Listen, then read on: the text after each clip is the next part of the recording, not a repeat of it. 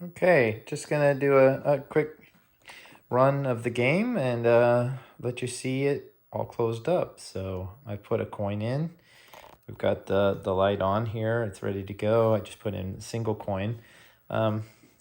Ignore these knobs that I put on the pots. I put on new pots, but the old knobs were destroyed, like the inside, so they wouldn't grab on to the shafts. So these are just temporary. But yeah, here we go. So 2-player. This won't be very interesting since I need to get my kids down here to play. But yeah, you can see. Looks great. Sounds great. I think we have a successful repair.